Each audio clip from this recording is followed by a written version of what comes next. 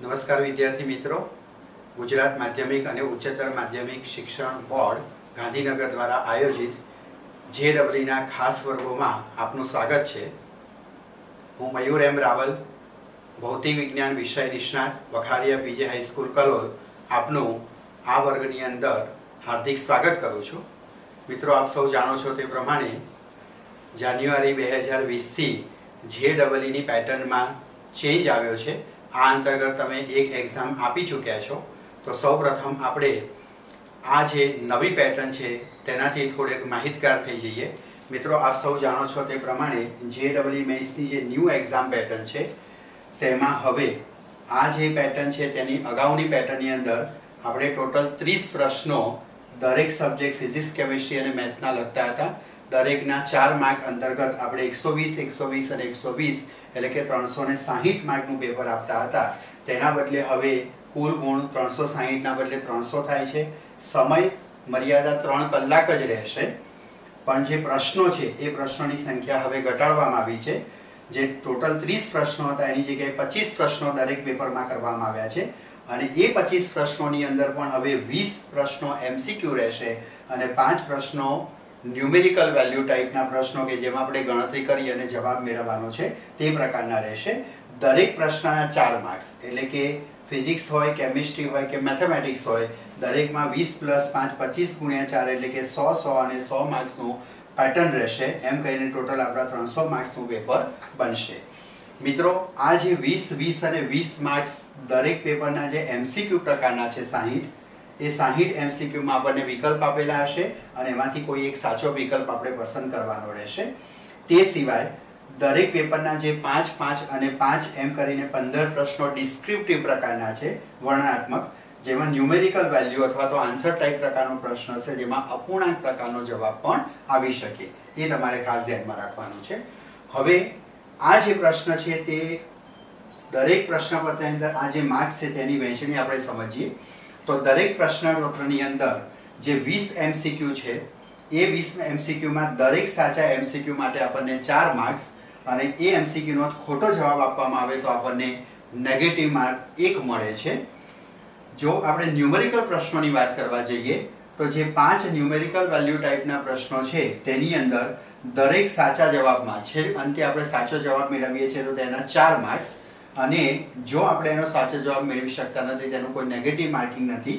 એ ખાસ તમે ધ્યાન રાખો, નેગેટિવ માર્કિંગ નથી એની અંદર. પણ આની અંદર છેક અંતે સાચો જવાબ મેળવ્યા પછી જ આપણને 4 માર્ક્સ મળે છે. તે બાબત આપણે ધ્યાનમાં લઈશું. હવે મિત્રો, મેરિટ વિશેની વાત કરીએ તો આપ સૌ જાણો છો તે પ્રમાણે હવે જાન્યુઆરી 2020થી આપણે નેશનલ ટેસ્ટિંગ એજન્સી દ્વારા આ જે JEEની એક્ઝામ લેવામાં આવે છે તે 2 તબક્કામાં લેવામાં આવશે. NTA નેશનલ ટેસ્ટિંગ એજન્સી 2 શિફ્ટની અંદર 2 ફેઝની અંદર આ એક્ઝામ લેશે. જે પૈકીનો પહેલો ફેઝ આપ જાણો છો તે પ્રમાણે જાન્યુઆરી મહિનામાં આવશે, જે તમે આપી ચૂક્યા છો, અને બીજો ફેઝ નોર્મલી એપ્રિલ મહિનાની અંદર આવતો હોય છે. એપ્રિલથી મે મહિનાની અંદર લેવામાં આવશે. એ નેશનલ ટેસ્ટિંગ એજન્સીનો બીજો ફેઝ છે. આ બંને ફેઝમાં તમારો જે બેસ્ટ સ્કોર છે, બેસ્ટ આઉટ ઓફ 2 તમારું પસંદ કરવામાં આવશે. એઝ ફોર એક્ઝામ્પલ, ધારો કે કોઈ એક વિદ્યાર્થીને નેશનલ ટેસ્ટિંગ એજન્સીમાં ફેઝ 1ની અંદર 92% રેન્ક આવ્યો છે અને ફરીથી તે જ્યારે બીજા ફેઝમાં એક્ઝામ આપે છે ત્યારે એના 85% આવ્યા તો એનો હાઈ પર્સન્ટાઇલ જે નેશનલ ટેસ્ટિંગ એજન્સી 1નો છે તે ગણતરીમાં લેવામાં આવશે. એનાથી ઉલટું કોઈ એક વિદ્યાર્થીને નેશનલ જે ફેઝ 1 છે NTA 1નો એની અંદર ધારો કે 89% આવ્યા છે અને બીજા ફેઝમાં ધારો કે વિદ્યાર્થી 90% રેન્ક મેળવે છે તો એનું ફાઇનલ જે મેરિટ બનશે તેમાં એનો પર્સન્ટાઇલ 90% લેવામાં આવશે. એટલે બેસ્ટ ઓફ 2 ફેઝ આપણે પસંદ કરવાનો છે. તમને 2 અહીંયા પ્રયત્ન મળે છે. મિત્રો, એક બીજી બાબત પણ આપણે સમજી લઈએ કે જ્યારે આ એક્ઝામ ઓલ ઇન્ડિયા લેવલની છે ત્યારે એવું પણ બને છે કે મોટાભાગના ઘણા બધા વિદ્યાર્થીઓના પર્સન્ટાઇલ સરખા આવે છે. તો જ્યારે પર્સન્ટાઇલ રેન્ક સરખા હોય ત્યારે એ લોકો કઈ રીતે મેરિટની અંદર આગળ પાછળ નંબર આપશે એ આપણે સમજી લઈએ. તો એના માટેની એક પેટર્ન JEEમાં નેશનલ ટેસ્ટિંગ એજન્સીએ નક્કી કરી છે કે જે 2 વિદ્યાર્થીઓના પર્સન્ટાઇલ રેન્ક સમાન હોય તેના સૌપ્રથમ મેથ્સના માર્ક ધ્યાનમાં લેવામાં આવશે. જે વિદ્યાર્થીના મેથ્સના માર્ક વધુ હશે, પર્સન્ટાઇલ ભલે સમાન છે પણ મેથ્સના માર્ક જેના વધારે હશે તેને મેરિટમાં ઉપલો ક્રમાંક આપવામાં આવશે અને જેના મેથ્સના માર્ક ઓછા હશે તેને નીચલો ક્રમાંક આપશે. સપોઝ મેથ્સના પણ માર્ક સમાન છે, પર્સન્ટાઇલ પણ સમાન રહ્યા, બે વિદ્યાર્થીઓના મેથ્સના માર્ક પણ સમાન રહ્યા, તો બીજા ક્રમે એના ફિઝિક્સની અંદર પ્રાપ્ત કરેલા ગુણ દેખવામાં આવશે. ફિઝિક્સમાં જેના વધુ માર્ક છે તેનો ક્રમાંક આગળ આવશે અને ઓછા હશે તેનો પછી આવશે. સપોઝ ફિઝિક્સમાં પણ સમાન મળે છે તો ત્યારબાદ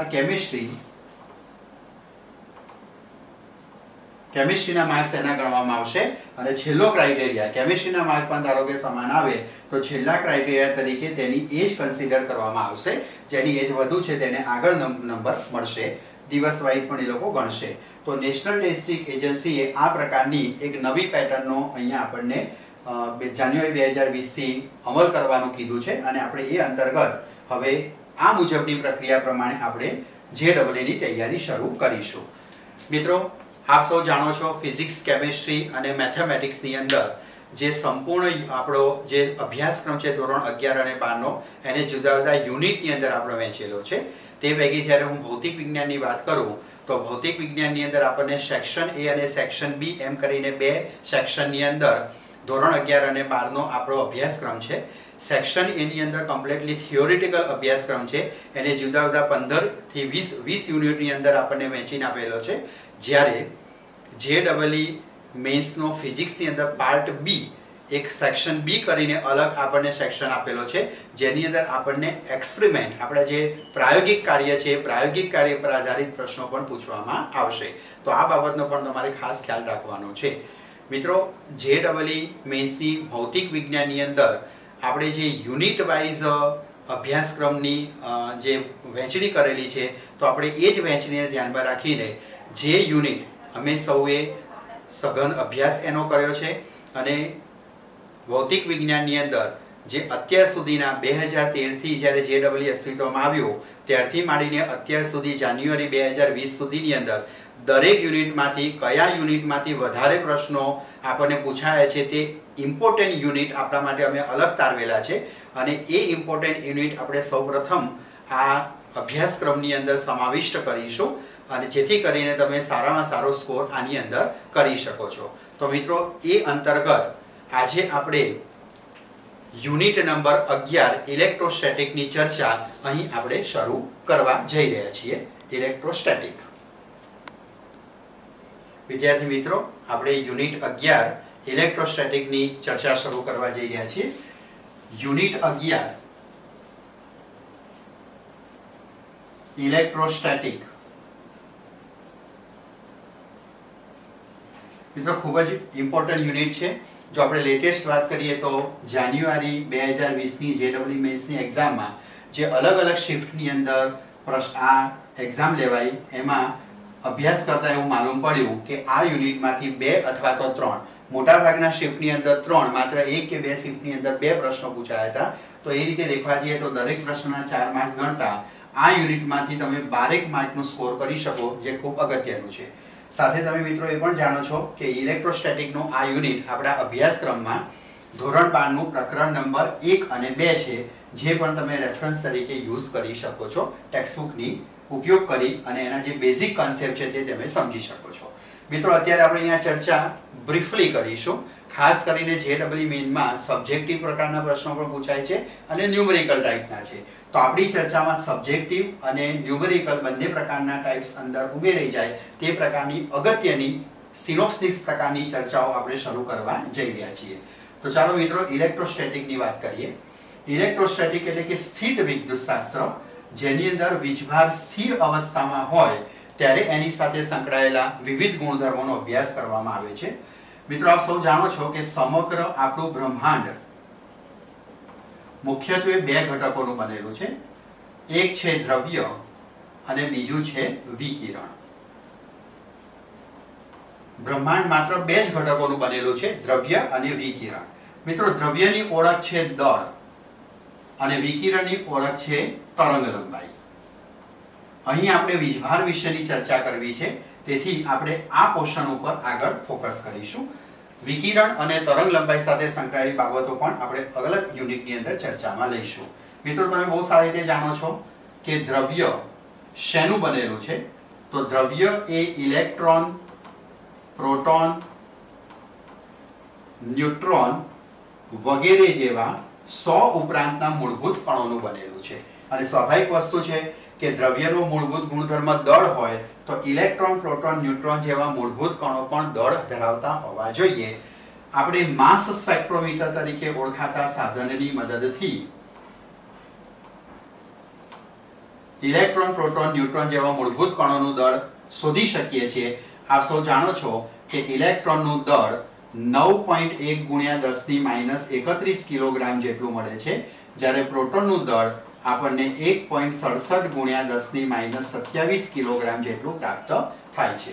માસ સ્પેક્ટ્રોમીટરની મદદથી આપણે આ શોધી શકીએ છીએ. મિત્રો, દ્રવ્ય પાસે જેમ દળ અગત્યનો ગુણધર્મ છે તેવી રીતે બીજો એક અગત્યનો ગુણધર્મ વૈજ્ઞાનિકોએ શોધી કાઢ્યો, એ છે વિદ્યુતભાર. તો દ્રવ્ય પાસે બે મૂળભૂત અને આંતરિક કહી શકાય તેવા ગુણધર્મો થયા. એક છે દળ અને બીજો છે વિદ્યુતભાર.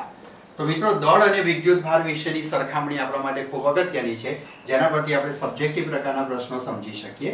તો દળ એટલે શું? પદાર્થમાં રહેલો દ્રવ્યનો જથ્થો છે, એને આપણે દળ તરીકે ઓળખી શકીએ. વિદ્યુતભાર પણ એક ગુણધર્મ છે, આપણે આમ તો વ્યાખ્યાયિત ન કરી શકીએ, પણ આપણે એમ કહી શકીએ કે જે મૂળભૂત અને આંતરિક ગુણધર્મના લીધે મૂળભૂત કણો વચ્ચે વિદ્યુત બળ ઉત્પન્ન થાય છે, તે મૂળભૂત અને આંતરિક ગુણધર્મને આપણે વિદ્યુતભાર તરીકે ઓળખીશું.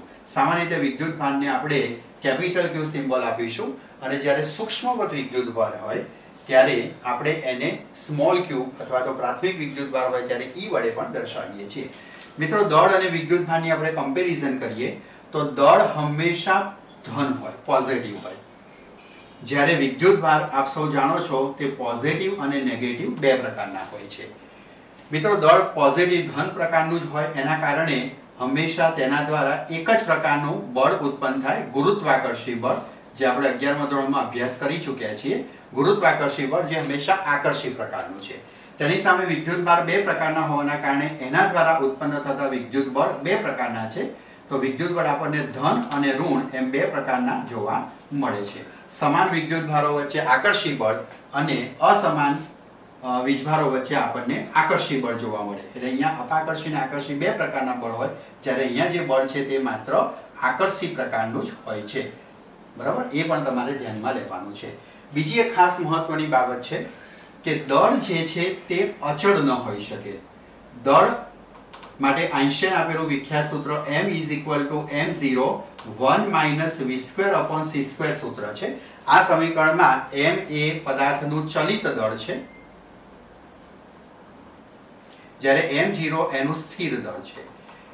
મિત્રો, 11મા ધોરણમાં આપણે જ્યારે મિકેનિક્સની વાત કરતા હતા ત્યારે આપણે પદાર્થના દળને અચળ માન્યું હતું. એનું કારણ બહુ સિમ્પલ છે, આ સમીકરણ પરથી જ આપણે સમજી શકીએ. સામાન્ય રીતે આપણે જ્યારે મિકેનિક્સમાં પદાર્થની ગતિની વાત કરતા હોઈએ તો આપ સૌ જાણો છો કે આપણે પ્લેનમાં બેસીએ તો વધારે સ્પીડથી ગતિ કરીએ, તે છતાં પણ એ સ્પીડ જે આપણો વેગ છે v, એ પ્રકાશના વેગ 3 × 10⁸ મીટર/સેકન્ડ કરતાં ઘણો ઓછો છે. નોર્મલી આપણે એમ કહી શકીએ કે મિકેનિક્સમાં વ્યવહારની અંદર આપણે 100 થી 200 મીટર/સેકન્ડના વેગથી ગતિ કરતા હોઈએ છીએ. એટલે કે સામાન્ય સંજોગોમાં v is c છે. જો v નાનો હોય તો છેદ અહીં મોટો થવાથી આ કિંમત ટેન્ડ્સ ટુ 0 થશે, અને એના કારણે 1 - 0 એટલે છેદ આપણો 1 બને. એટલે સામાન્ય સંજોગોમાં ગતિમાન પદાર્થનું દળ અને તેનું સ્થિર અવસ્થાનું દળ આપણને સમાન મળે. એટલે જ્યારે મિકેનિક્સની વાત કરતા હોઈએ ત્યારે પદાર્થના દળને અચળ લેવામાં વાંધો નથી. પણ મિત્રો, અહીંયા આપણે ઇલેક્ટ્રોન, પ્રોટોન જેવા મૂળભૂત કણોની સાથે આપણે કામ કરવાનું છે, જે તદ્દન નહિવત કહી શકાય તેવું દળ ધરાવે છે, અને એના કારણે તે હલકા હોવાના કારણે જ્યારે એને પ્રબળ વિદ્યુત ક્ષેત્રની અસર હેઠળ ગતિ કરવામાં આવે ત્યારે તેમનો વેગ લગભગ 10⁶ મીટર/સેકન્ડની આસપાસ જોવા મળે, જે પ્રકાશના વેગની સાપેક્ષમાં અવગણી શકાય તેટલો નાનો ન કહી શકાય. તેથી આ પદ અહીંયા અસરકારક બને છે, અને એટલે જ જ્યારે આપણે ઇલેક્ટ્રોસ્ટેટિકની વાત કરતા હોઈએ ત્યારે આપણે દળને અચળ ગણી શકતા નથી. અહીં દળ છે તે ઝડપ પર આધારિત છે. ખાસ અગત્યનું યાદ રાખો કે પદાર્થનું જે દળ છે એ ઝડપ પર આધારિત છે. એની સાપેક્ષમાં વિદ્યુત ભારની વાત કરીએ તો વિદ્યુત ભાર એ વિદ્યુત ભાર દળની જેમ ઝડપ પર આધારિત નથી. ખાસ અગત્યની બાબત છે એ તમારે ધ્યાનમાં લેવાની છે કે પદાર્થનું દળ ઝડપની સાથે બદલાય છે, જ્યારે એની સામે વિદ્યુત ભાર છે તે ઝડપ પર આધારિત નથી. બરાબર મિત્રો, એ પણ તમારે ખાસ અગત્યની વસ્તુ ધ્યાનમાં લેવાની રહેશે. બીજા અગત્યના ગુણધર્મોની વાત કરીએ તો દળ અને વિદ્યુત ભાર આ સિવાય પણ બે ખૂબ અગત્યના કહી શકાય તેવા તફાવત ધરાવે છે. દળનું સંરક્ષણ થતું નથી. E mc² સૂત્ર અનુસાર પદાર્થનું દળ છે તે ઉર્જામાં રૂપાંતરિત થઈ શકે, જ્યારે કોઈ પણ પદાર્થમાં રહેલો જે વિદ્યુત ભાર છે, વિદ્યુત ભાર એ મૂળભૂત અને આંતરિક ગુણધર્મ છે, મૂળભૂત કણો પાસે છે, એના કારણે થઈ વિદ્યુત ભાર જે છે તે હંમેશા અચળ રહેશે. યાદ રાખો કે વિદ્યુત ભાર આપણે કોઈ ઉત્પન્ન નથી કરી શકતા, વિદ્યુત ભારનો નાશ નથી થઈ શકતો. વિદ્યુત ભાર માત્ર એક પદાર્થ પરથી બીજા પદાર્થ પર આપણે ટ્રાન્સફર કરી શકીએ છીએ. વિદ્યુત ભારનું સંરક્ષણ થાય છે. દળનું સંરક્ષણ થતું નથી, પણ વિદ્યુત ભારનું સંરક્ષણ થાય છે. વિદ્યુત ભારનું સંરક્ષણ થાય છે એનો અર્થ એ થયો કે જો આપણે કોઈ તંત્ર લઈએ કે જે વિદ્યુતની દ્રષ્ટિએ અલગ કરેલું હોય તો એમાં રહેલો જે વિદ્યુત ભારનો કુલ જથ્થો છે તે આપણને હંમેશા અચળ મળશે. એઝ ફોર એક્ઝામ્પલ, ધારો કે મારી પાસે આ એક તંત્ર છે, તેમાં અનુક્રમે +3 કુલમ, -2 કુલમ અને +4 કુલમ જેટલો વીજભાર છે, જેને અનુક્રમે Q1, Q2 અને Q3 તરીકે ઓળખું. હવે આ તંત્રમાં વીજભાર કોઈક રીતે બદલાયો, અલગ કરેલું તંત્ર જ હતું, અને હવે એની અંદર મને વીજભાર જોવા મળે છે -1 કુલમ, +2 કુલમ. તો હવે એક અજ્ઞાત મને સ્મોલ q જેટલો વીજભાર જોવા મળ્યો. તો જો આ તંત્ર વિદ્યુતની દ્રષ્ટિએ અલગ હોય તો વિદ્યુત ભારનું સંરક્ષણ થાય, એટલે કે તંત્રમાં રહેલો પહેલાનો વીજભાર = પછીનો વીજભાર. તો એ પ્રમાણે આપણે ગણવા જઈએ તો Q1 + Q2 + Q3 = Q1' + Q2' + Q3' આપણે આમ ગણી શકીએ. પ્રારંભિક વિદ્યુતભાર અને અંતિમ વિદ્યુતભાર સમાન રહેશે. જેવી રીતે આપણે 11મા ધોરણમાં વિદ્યુતભાર વેગમાનનું સંરક્ષણ ભણ્યા હતા, સેમ એવી રીતે અહીંયા વિદ્યુતભારનું સંરક્ષણ પણ જોવા મળે છે. એ પ્રમાણે આપણે અહીંયા ગણતરી કરીએ તો +3 coulomb, -2 coulomb, +4 coulomb =-1 coulomb, +2 coulomb અને +q અજ્ઞાત. આ q કેટલો હોવો જોઈએ એ આના પરથી આપણે ગણતરી કરી શકીએ છીએ. 3 - 2 એટલે કે આ 1 કુલમ, 1 + 4 બરાબર અહીંયા આપણને ટોટલ 5 કુલમ વીજભાર જોવા મળશે. -1 + 2 એટલે અહીંયા આપણી પાસે +1 કુલમ છે, તો સ્વાભાવિક છે કે અહીંયા q કેટલો હોવો જોઈએ, તો એ આપણને મળશે અહીંયા જવાબમાં 4 કુલમ. બરાબર, એટલે કે શરૂઆતનો વીજભાર છે તેટલો જ વીજભાર આપણને મળશે. એટલે અહીં જે અજ્ઞાત q વીજભાર છે એ આપણને કેટલો પ્રાપ્ત થવો જોઈએ, 4 કુલમ જેટલો. જે હકીકત દર્શાવે છે કે જ્યારે કોઈ તંત્ર વિદ્યુતની દ્રષ્ટિએ અલગ થયેલું હોય ત્યારે એની અંદર જે વિદ્યુત ભારનો કુલ સરવાળો છે તે હંમેશા અચળ રહેશે. આ એક અગત્યની બાબત છે, તમારે ધ્યાનમાં લેવાની. બીજી એક ખૂબ અગત્યની બાબત છે જે દળ કરતા વિદ્યુત ભારમાં જુદી પડે છે, તે છે વિદ્યુત ભારનું ક્વોન્ટમીકરણ.